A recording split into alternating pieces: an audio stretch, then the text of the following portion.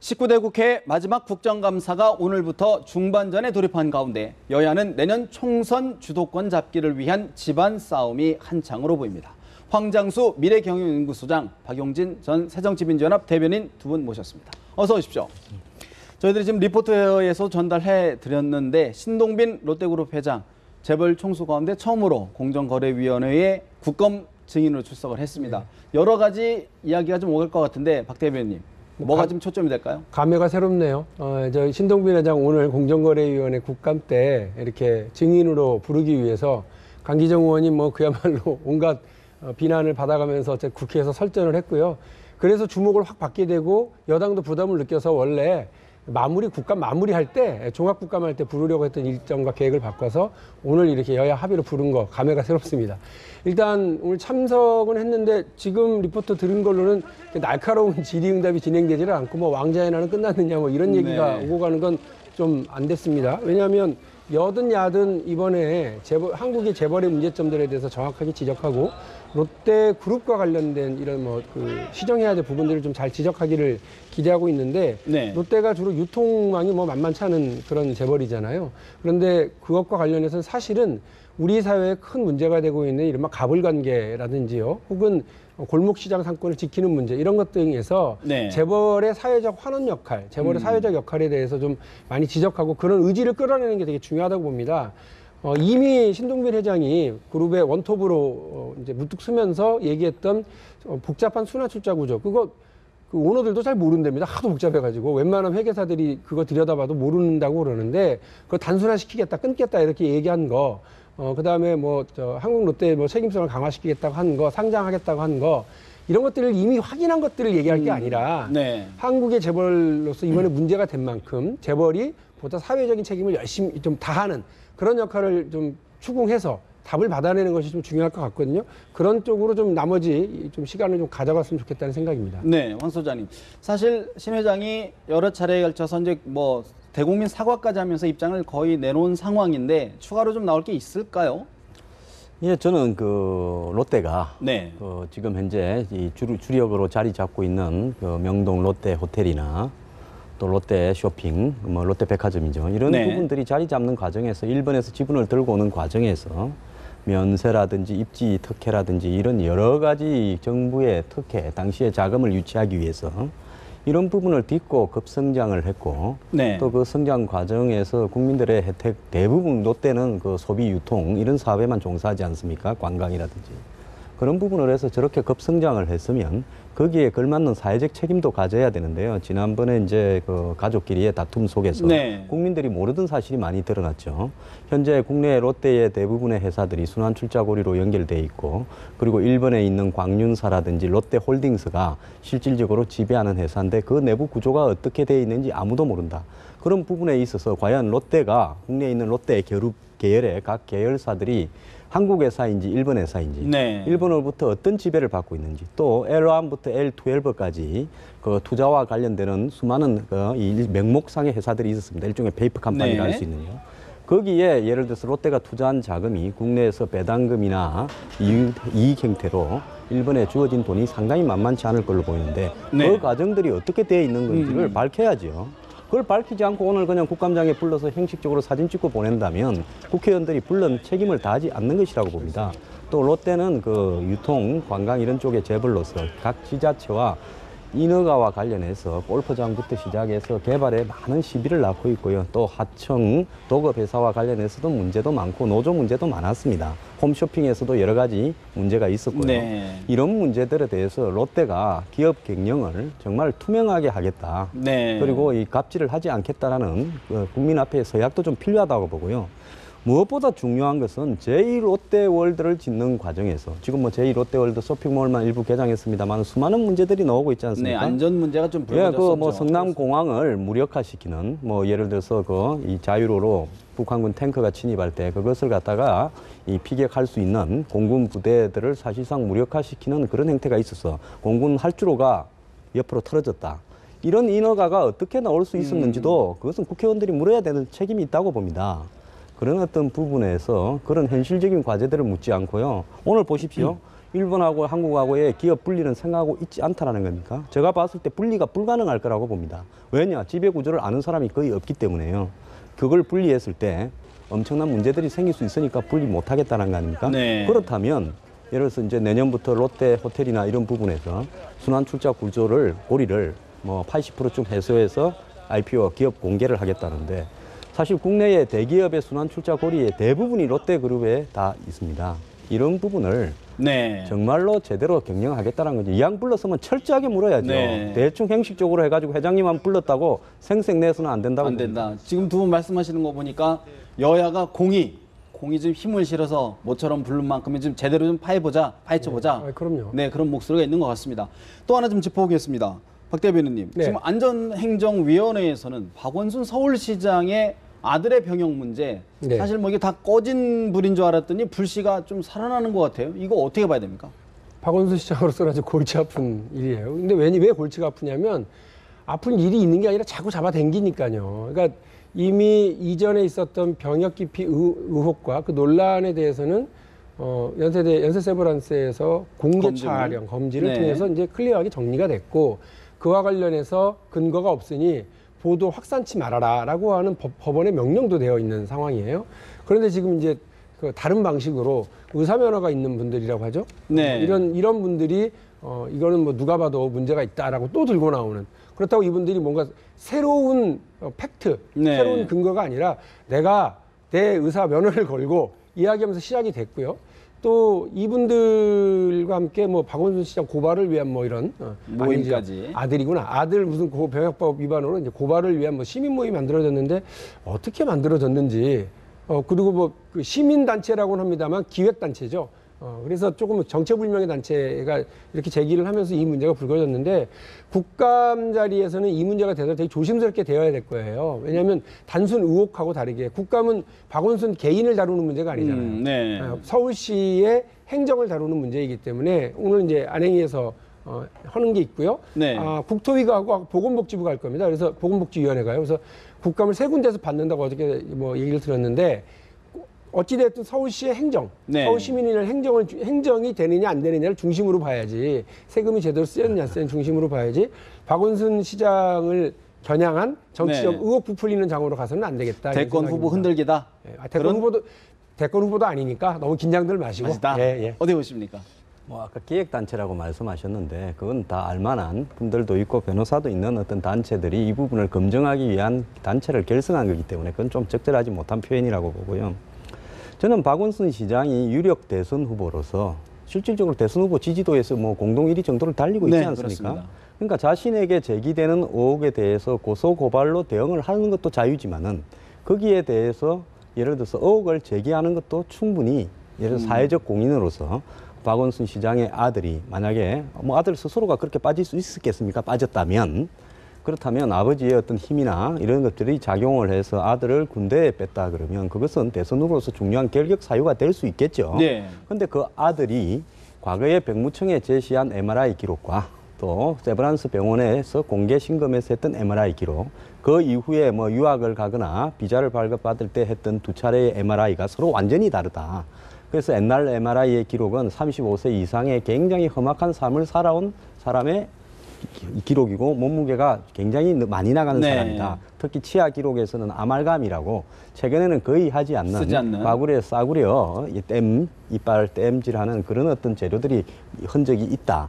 이런 부분 때문에 박원순 시장에서 고소를 허위사실 유포로 재판을 받고 있는 사람들이 불이익을 감수하고 자기가 말한 내용이 허위사실 유포라면 아들을 법정의 증인으로 채택해서 검증을 해보자라고 이야기하고 또 추가 고발이 들어갔지 않습니까? 네. 그렇다면 박원순 시장은 이런 부분들을 고소 고발로 할 것도 자유겠지만은 적어도 제기되는 의혹이 이 정도 제기된다 그러면 네. 명확하게 예를 들어서 뭐 본인 자신이 있으니까 공개 검증했을 거 아닙니까? 한 번 더 데려와서 네. 공개 검증을 해서 지금 제기하는 사람들이 만약에 공개 검증이 되어버리면 이 사람들은 두 번 다시 그 일을 못할 뿐만 아니라 이런 류의 검증을 제기하려는 시도도 앞으로 없을 겁니다. 네. 그럼 박원순 시장은 전혀 손해보지 않는 일인데 예. 왜 아들의 그 지금 법정에서 증인을 부르려고 네. 하니까 어디로 증인 소환장을 보내야 될지 그것조차도 알 수 없다. 영국에 있다고 그러거든요. 유학 갔어요.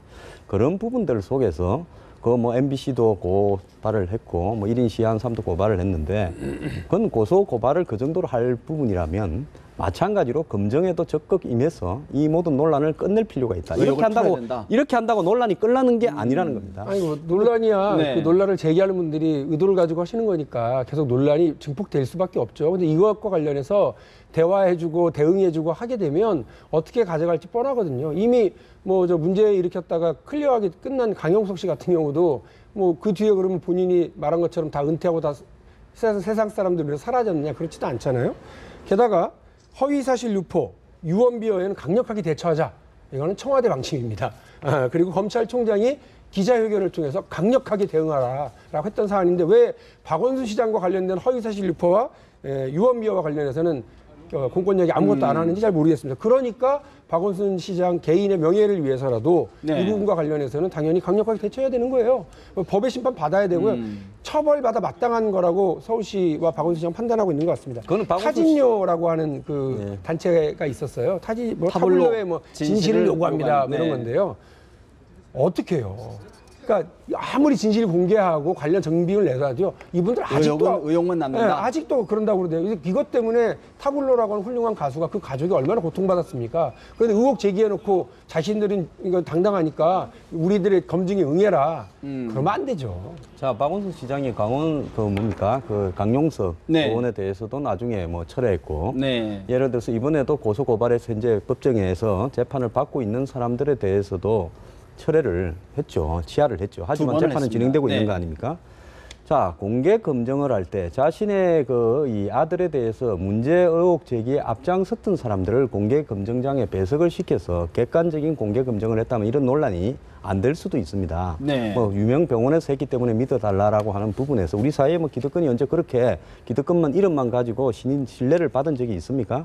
그리고 국감장에서요. 예를 들어서 김대한 노사정 위원장 같은 경우에 과거에 우리 식구였는데 너 배신 안 했냐라고 하는 솔직히 말하면 뭐 국감장에 여야를 막론하고 방문을 해서 거기에 국감에 해당 분야의 본질과 관련 없는 질의를 많이 하고 있기 때문에 네. 서울시나 뭐 안행이 여러 가지 국감에서 박원순 시장의 아들 문제가 제기되는 부분을 그걸 뭐 정치적인 문제 제기라고 삼을 수는 없을 것 같아요. 그런데 이 문제에서는요. 네. 저는 새누리당이 앞장서서 이제는 시민단체의 입이나 전문가의 어떤 힘으로는 더 이상의 박원순 시장의 바리케이트를 뚫을 수 없기 때문에 네. 새누리당이 앞장서서 정치적으로 이 문제에 대해서는 이 매듭을 짓도록 네. 박원순 시장과 합의를 하든지 새누리당도 압박을 하는 것이 부담스럽지 않을까요? 맞다고 사실? 저는 봅니다. 아니 근데 저는 새누리당이 지금 박원순 시장과 관련해서 정치 정쟁을 만들려고 국감장을 정쟁화시키는 것에 대해서는 참 공감이 안 돼요.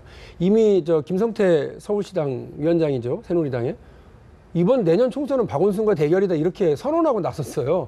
뭐 그런 경우가 다 있습니까? 아니 당과 당의 문제지 왜 서울시장을 갑자기 끌어들이고 국가도로와 관련된 사업에서는 또 대통령과 이 정부가 하는 게 좀 이상해요. 그러니까 그 뭐 경찰청이라든지 문화재청이라든지 이런 데가 나서질 않나. 그래가지고 네. 그 박원순 시장이 고가 공원화 사업과 하는 공원화 사업을 하려고 하는 것과 관련해서 자꾸 이렇게 딴지를 거는 방식으로 가는데요. 제가 좋은 해법을 하나 알려드릴게요. 네. 차기 대선 주자라고 경쟁 대상자를 하더라도요. 서울 시민을 위해서 서울 시민의 복리라든지 서울 시민의 권리를 더 높이는 쪽이라고 한다면 네. 노무현 대통령이 이명박 서울시장이 청계천 개통식 할 때 참 훌륭한 거 하셨다고 그러면서 거기 참석했었거든요.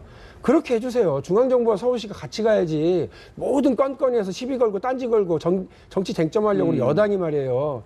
안 된다. 국민들 살림살이 좀 돌볼 생각을 안 근데 하고 박원순 뒤만 파고 있으면 박원순 되겠습니까? 시장이 대권 후보 반열에 오르게 되면 또 결국은 이 문제 언젠간 한번 또 나와야 되는 거 아닙니까? 아니 그 문제 그때 나가서 하자고요. 근데 그걸 지금은 국감에서 있지도 않고 근거도 없는데 우리가 볼 땐 이상하니까 그거 가지고 좀 해명해봐라. 이건 말이 안 되는 거야. 근거가 분명하고 법적 근거가 법적으로 처벌된 분들이에요, 그분들.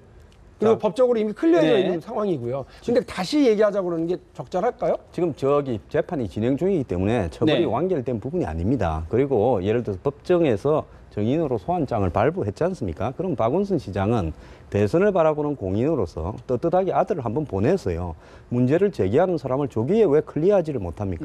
예를 들어서 그 사람들 중에 한두 명을 같이 배석을 시켜서 MRI 한 번만 더 찍으면 모든 상황이 끝날 수 있는 상황이지 않습니까? 근데 아들 문제인데 이 정치 문제에 아들을 좀 끌어들이는 이건 다르죠. 왜냐하면 가족의 문제는 예를 들어서 본인이 비리와는 무관한 아들의 삶에 대해서 그걸 파헤친다면 그런 문제는 만약에 문제가 있지만은 박원순 시장의 아들이 거기에 의혹을 제기하는 사람들 말처럼 MRI를 바꿔치기 해서 만약에 백력을 면제받았다면 그 MRI를 바꿔치고 이런 어떤 부분에서 과정에 아버지의 힘이 작용했을 가능성이 크지 그런 게 없이 그렇게 될 수 있겠습니까? 그렇기 때문에 그 부분은 박원순 시장의 도덕성하고도 관계가 있는 부분이기 때문에 문제가 제기되는 거죠. 그건 가족의 문제라고 그렇게 연결해서 할 문제는 아니에요. 그러니까 이미 이제 이 문제와 관련해서 현재 지금 이 문제를 일으키고 있는 분들이 피고인 상태로 기소돼서 재판을 받고 있어요.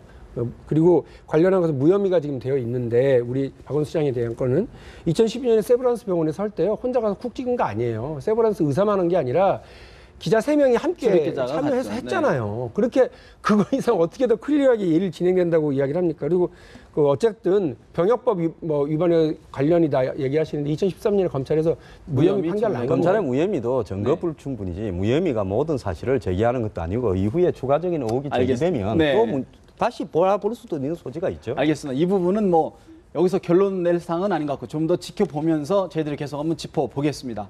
지금 여야 막론하고 공이 네 분이 조금씩 불거지는 것 같아요. 먼저 새누리당 이야기 좀 해보겠습니다. 새누리당에서 지금 윤상현 의원의 발언, 이른바 김무성 대표 대권 불가론을 지금 짚히면서 좀 약간 불쏘시기가 좀 된 것 같아요. 황 소장님 어떻게 보십니까? 저는 뭐 그동안에 그 비박 친이들이 사실상 당을 장악해 있었고 친박들은 상당히 소외되어 있는 데서 친박 진영이 반대하는 오픈 프라이머리를 통해서 현재의 그 의원이라든지 그다음에 당협위원장의 숫자 구조를 오픈 프라이머리를 하면 이 사람들이 거의 당선될 가능성이 높습니다. 그렇게 되면 김무성 대표에게 친이 비박에게 상당히 유리하게 진행될 수 있겠죠. 그것은 마찬가지로 이 새정치연합 내부에서 비주류가 현재 이 주류가 제기하고 있는 100% 국민공천제라는 부분에 대해서 반대하는 것과 똑같은 논리죠. 그런데 이런 부분들이 그간에 이제 오픈 프라이머리에 대해서 문제가 제기되지 않고 있다가 김무성 대표가 거기에 정치 생명을 걸었다 했지 않습니까? 그런데 지금 야당이 어제 중앙위에서 통과를 시켜버렸습니다. 그러니까 야당은 100% 국민 공천제로 가겠다. 20%만 물갈이 하겠다. 이렇게 했기 때문에 오픈 프라이머리는 논리적으로 여야가 합의해야 할 수 있는 문제인데 이제 물 건너가는 거죠. 현실적으로 어려워졌다. 그것이 예측되는 상황 속에서 친박은 오픈 프라이머리 부분에 대해서 이제는 새롭게 논의하자는 거고 그다음에 김무성 대표가 그간에 오랫동안 지지도 1위를 여야 통틀어서 이렇게 왔지 않습니까? 그 과정에서 친박 진영 같은 경우에는 숨을 죽이고 있다가 최근에 이제 김무성 대표의 사의 논란이라든지 또 김무성 대표의 지지율이 좀 정체하고 있으니까 당연히 지금쯤에는 공천과 관련되는 문제를 묶어서 그런 문제를 제기하면서 친박에도 경쟁을 할 수 있는 후보가 있다라는 존재감을 알리면서 그 경선 룰부터 그러니까 공천에 대한 룰부터 새로 정하자. 이런 문제 제기가 지금 역산을 해보면 충분히 나올 시점이다. 그럴 때이다. 저는 이렇게 단순하게 정치 일정과 관련된 선거 제도의 제도 문제로 접근하는 게 아니라요. 김무성 대표를 이렇게 아웃시키기 위한 아주 치밀한 작전이 진행되는 거 아니냐 이런 생각입니다. 청와대가 좌표 불러주고요. 김무성 대표를 탄착점으로 하는 친박의 포격이 이제 장렬하게 시작한 것 같다. 어제는 이제 윤상현 이제 정무특보가 의원도 아니에요. 정무특보, 청와대 정무특보가 저렇게 흉악한 얘기를 시작하고 오늘은 서청원 의원이 오픈 프라이머리 얘기를 하는데 그 탄착점 2개가 뭐냐면요. 오픈 프라이머리라고 하는 거 하나, 그리고 김무성 대세론이라고 하는 거 하나. 이렇게 해서 이거를 가지고서 정확하게 포격을 하자라고 한 것 같아요. 앞으로 제가 볼 때는 그래서 이정현 의원도 김태호 최고위원도 한 말씀 좀 하실 것 같고 좀 더 지나면 김태흠 그다음에 김진태 이런 분들 있잖아요. 하실 만한 분들이 다 하실 것이다. 다 나서실 것 같아요. 근데 오픈 프라이머리로 얘기를 하면 말씀하신 것처럼 이야기를 할 만한 사안이거든요. 의원들이 자신들의 공천 문제와 관련해서 얘기할 수 있죠. 그러나 그걸 자꾸 흔드는 순간 거기에 정치 생명을 걸겠다고 얘기한 김무성 대표는 흔들립니다. 그러니까 대표로 흔드는 거 결국은 뭘 흔드는 거냐? 김무성 대세론을 흔들려고 하는 거예요. 그러니까 윤상현 의원이 아무 계산 없이 그냥 툭 던진 얘기가 아니다. 정확하게 계산을 한 상황이다. 그래서 아니 김무성 대세론을 흔들리면 어떻게 우리 큰일 나는 거 아니야? 아니야. 친박에 또 사람 많아. 그리고 나도 있고 가로 열고 가로 닫고죠. 본인도 상당히 뜻이 있다고 저는 여당 쪽 분들한테 얘기 들었는데 아직 재선인데 아니 내년에 3선이잖아요. 네. 그러니까 충분히 이런 자산들이 있는데 이거 가지고 왜 그러느냐. 충분히 우리도 뭐 해볼 수 있다라고 하는 용기를 붙었기도 하고요. 많은 의원들이 또 청와대가 좀 불편해하거든요. 오픈 프라이머리에 대해서 그 부분을 중심으로 해서 김무성 대선을 흔들려고 하는 친박계 결속을 다지는 것이다. 포격이 진행되고 있는 거다 이렇게 보셔야 될 것 같아요. 탄창을 좀 마련하고 있다 말씀하십니다. 어떻게 보십니까? 야당에서 정의당부터 시작해서 최근엔 새정년까지 뭐 김무성 대표의 사의 문제와 또 윤상현 의원, 서청원 전 의원의 전 대표의 발언 문제에 대해서 기획 사정이다, 청와대발 이렇게 해서 이제 이 총알의 출발점은 청와대였다라고 자꾸 이야기를 해요. 예. 지금 이야기하는 부분이 과거에 이제 최동욱 씨 아들 문제가 보도되는 과정과 전개되는 양상과 비슷하다, 또 이런 이야기까지도 하고 있습니다. 문제는 이제 야당이 왜 그러면 이 문제를 여권 내부로 몰고 가느냐. 예. 야당은 지금 자기 집에도 싸움이 3개나 있습니다. 우리가 하는 싸움은 아름다운 싸움이고 남이 하는 싸움은 기획해서 사정해서 죽이려는 추악한 싸움이다. 이렇게 뭐 대비할 수는 없는 거겠죠. 결국은 여권 내부의 분란을 심화시켜서 네. 야권은 이미 뭐 당이 2개 정도로 쪼개져 가는 기운이 느껴지지 않습니까? 그럼 야당은 어떻게 해야 또 선거를 할 수 있겠습니까? 1대1로 붙어서는 성산이 없죠. 그러니까 여권에 열심히 싸움을 붙여서 죽기 아니면 살기로 여권 내부의 친박, 친이가 싸워서 여당도 2개로 쪼개지면 2대2로 똑같은 조건에서 싸워보자. 이런 의도가 포함되어 있다고 볼 수 있겠죠. 사실 근데 아까 우리 박 대변인도 말씀하셨는데 윤상현 의원 사석에서는 대통령을 뭐 누님이라고 부를 정도로 이렇게 각별하다는 거 아닙니까? 그런데 그 의중이 그렇기 때문에 청와대가 깔려 있는 것 아니냐? 어쨌든 대통령도 지금 총선에 있어서 한국적인 현실에서 대통령의 역할을 봐야 되는 겁니다. 총선 때 대통령이 예를 들어서 공천에 전혀 영향력을 행사하지 못하고 같은 당이기는 하지만은 대통령의 시야에서 많이 벗어나 있고 생각이 다른 사람들이 당을 차지했을 때 총선이 끝난 이후에도 대통령의 임기가 1년 10개월이 남죠. 10개월 정도 남아있는데 대통령의 국정 운영이 제대로 되겠습니까? 그런 입장에서 청와대나 또 청와대가 이 연관성을 가지고 중간에서 심부름 역할을 하는 정무특보 윤상현 씨 같은 사람은 또 뭐 서청원 전 대표는 친박의 자장격을 해왔으니까 이런 입장에서는 어쨌든 이 원사이드하게 지금 공천 국면이 흘러가는 게 아니라 대통령의 의중과 입장을 반영할 수 있는 공천도 많이 있어야 된다. 그런 부분이 마치 야권에서 주류 비주류 사이에 지분을 둘러싼 논쟁이 벌어지는 거 아닙니까? 뭐 원탁 회의를 해서 결정하자고도 이야기하고 여러 가지 이야기가 있는 거 아닙니까? 마찬가지로 정치는 같은 당을 하고 있지만은 실질적으로 야권 내부에도 친노와 비노가 있듯이 친박 비박이 있기 때문에 뭐 박 대통령의 입장에서야 자기와 뜻을 같이 하고 자기의 의지를 받쳐줄 수 있는 국회의원들이 상당히 여권 내부에 공천을 받아서 당선되어 오기를 바라겠죠. 이신점심이다. 그러나 이렇게 말씀을 이제 차라리 그냥 클리어하게 얘기하면 같이 나눠 먹자 이렇게 얘기를 하는 거라면 상관이 없는데 그 정도로 그칠 것 같지가 않다는 거죠. 그래서 최경환 한간에 돌고 있는 흉흉한 소문 중에 하나는 최경환 부총리를 꼭 복귀시켜서 원내대표를 하도록 하고 김무성 대표 무너뜨려서 비대위를 접수하고 당을 완전히 장악한다라고 하는 청와대와 친박의 어떤 시나리오죠. 여당 장악 기획설 이런 것이 신문에도 딱 그냥 보도가 될 정도로 있단 말이죠. 윤상현 정무특보의 저 발언이 대통령의 의중을 담은 것이냐? 아니라면 하실 게 분명합니다. 딱 하나만 하시면 됩니다. 자르시면 됩니다. 윤상현 정무특보를 그냥 청와대 정무특보에서 그냥 자르시면 돼요. 내 의중이 아니다. 아니다. 이렇게 보여주면 돼요. 근데 안 자르고 가만히 둔다. 그럼 대통령의 의중이 담뿍 담겨 있는 거고요. 대통령과 교감도 한 거라고 봐도 무방하게 되는 거죠. 그런데 그렇게 되면 가장 큰 문제는 뭐예요? 아니 지금 저 경제 문제가 얼마나 힘들고 청년 일자리 문제가 얼마나 심각한데 대통령과 청와대가 제밥에 눈이 어두워가지고 이 여당을 장악하려고 하는 이런 정치 기획에나 몰두하고 있다. 나란 일이 큰일인 거죠. 지금 노동개혁 등등 해야 되는데. 그렇죠. 박 대변인께서는 지금 야당의 문제도 지금 4대 계획이 있는데 좀 이따 우리 야당 얘기할 것 같은데 집안에 싸움 나 있는데 그건 좀 이따 합시다. 그래 싸움 나 있는데 남의 이야기할 거는 아니고요. 결국은 이 정치적인 정파라는 부분은 현실 정치에서 한국 역사에서 없었던 적이 한 번도 없습니다. 어느 정당이든 다 왔던 부분이고요. 그래서 대통령과 가까운 정무특보가 그런 이야기를 할 수 있는 거고 그 정도 이야기로 정무특보의 목을 잘라야 된다 그러면 대한민국이 아마 야당에도 비노 중에 대부분 목이 잘려야 될 거라고 봅니다. 알겠습니다. 지금 야당 이야기를 했기 때문에 짚고 넘어가지 않을 수 없을 것 같습니다. 어제 중앙위를 통해서 문재인 대표가 일단은 큰 고비는 넘겼다라는 평가가 나오는데 박 대변인님 네. 어떻게 평가하십니까? 절차적 법적인 과정은 마무리가 됐다. 그러나 정치적 과제는 여전히 수북이 남아있다. 이렇게 보는 것이 맞을 것 같고요. 제 생각은 그렇습니다. 그러니까 그 어제 압도적인 만장일치라고 표현하는 건 좀 그렇습니다만 어쨌든 압도적으로 통과된 거예요. 개회할 때 413명. 와, 하고 다들 놀랬어요. 그거는 이미 저기에 대한 뭐 그 혁신을 통과시켜야 된다라고 하는 중앙위원들의 의중이 담뿍 담겨 있는 거였거든요. 그래서 그것을 공개 토론하든 비공개 토론을 하든 무기명 투표를 네. 하든 뭐 공개 투표를 하든 사실은 제가 볼 때는 대세는 형성이 이미 됐다고 답은 봅니다. 나왔고. 따라서 이렇게 절차적으로 마무리된 사안에 대해서는 인정을 하고 비주류나 이른바 비노 의원들이나 그 세력들도 이 혁신안을 어떻게 좀 진행시킬 건지에 대한 걸로 얘기가 좀 옮겨갔으면 좋겠고요.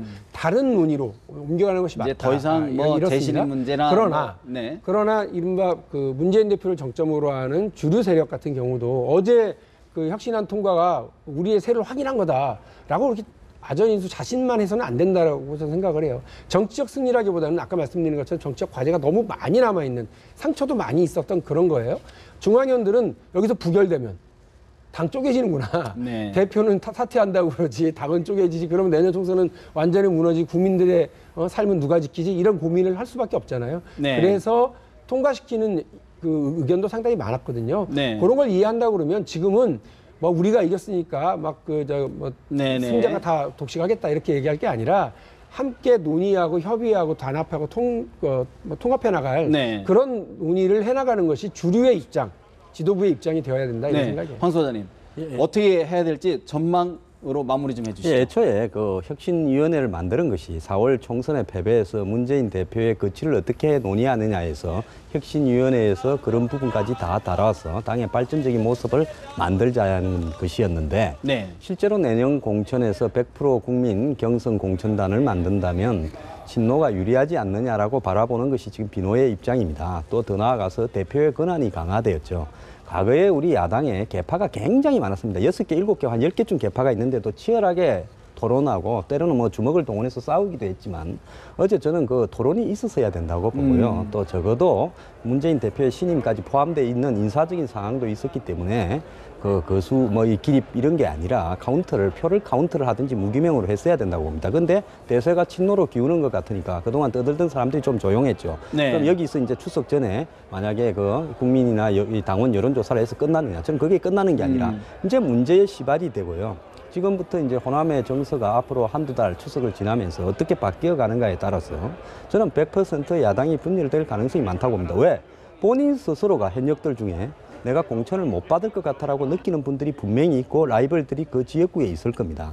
그렇기 때문에 문재인 대표로는 뭐 적어도 야권이 분열될 수 있지만은 분열되는 크기를 작게 많아서 서로 간에 다투어서 싸우더라도 총선에서 일당만 하게 되면 앞으로 대선까지 가는 야권에서 일당 결국 기득권이다. 대선까지 가게 되었을 때 주도권을 잡을 수 있는 거 아니냐. 자, 여기서 이제 중요한 것은 안철수 전 대표 같은 경우에는 여기에 지금 어제 불참을 했어요. 박지원 의원 같은 경우에 불참했고 김한길, 박영선 이런 분들이 불참을 했습니다. 그래서 이런 어떤 부분들이 결국은 이제 조용히 서로 간에 지금은 당을 쪼개지는 과정에서 비판을 작게 먹으려고 노력하는 모양새를 갖추고 있는데 분열은 기정사실화 될 것 같습니다. 잠시 뒤에 신기남 의원 전화로 연결해서 좀 더 자세한 얘기, 새정치민주연합 이야기 좀 들어보겠습니다. 오늘 말씀 여기서 줄여야 될 것 같습니다. 두 말씀 고맙습니다.